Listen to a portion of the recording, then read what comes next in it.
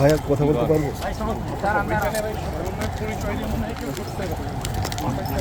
সার্জিৎ ভাই কিছুটা বলে গেছে, আপনি দীর্ঘক্ষণ ছিলেন।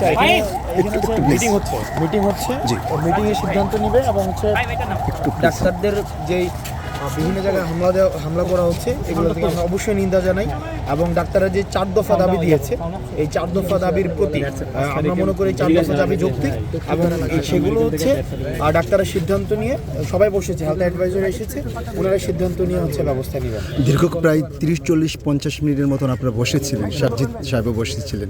ইতিমধ্যে কি আশ্বাস দিয়েছেন যে জরুরি বিভাগটা চালু করা সম্ভব কিনা? কথা হচ্ছে এবং খুব শীঘ্রই হচ্ছে আমরা মনে করি ইতিবাচক একটা সিদ্ধান্ত পাবো আমরা খুব শীঘ্রই ইতিবাচক, কারণ ডাক্তারদের যে অবদান বা ডাক্তারদের যে পেশাদারিত্ব সেটাকে রিপ্লেসমেন্ট কোনোভাবেই সম্ভব না।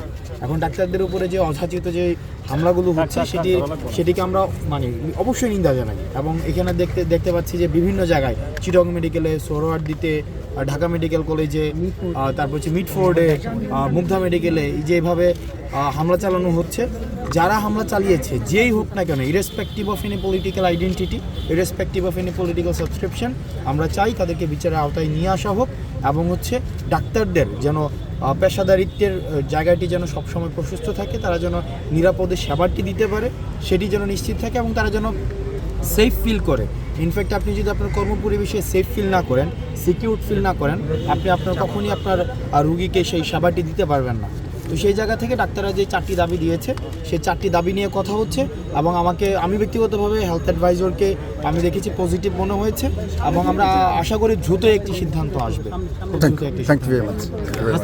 একটা প্রশ্ন সেটা হচ্ছে যে যখন কোনো ঘটনা ঘটে তখনই আপনারা আসেন, কিন্তু আপনারা বারবারই গণমাধ্যমের সামনে বলেন যে কোনো ধরনের দাবি দেওয়া নিয়ে কোনো ধরনের বিশৃঙ্খলা সৃষ্টি না করে আপনাদেরকে সহযোগিতা করার জন্য।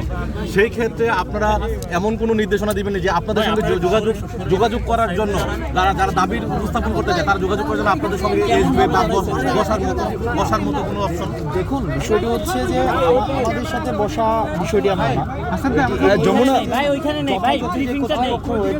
যথাযথ কর্তৃপক্ষের সাথে কথা আমরা কর্তৃপক্ষ না। আপনারা তো একটা সমন্বয় করছেন সরকারের সঙ্গে সাধারণ মানুষ। আমরা কর্তৃপক্ষ না, সেটা হচ্ছে আমরা ব্রিজ ক্রিয়েট করছি যেখানে হয়তো বার্তাটিকে পৌঁছে দিচ্ছি, সেখানে আমাদের কিন্তু লিগ্যাল কোনো অথরিটি নেই, আমাদের কোনো হচ্ছে এখানে আমাদের লিগ্যাল কোনো এন্টাইটি নেই।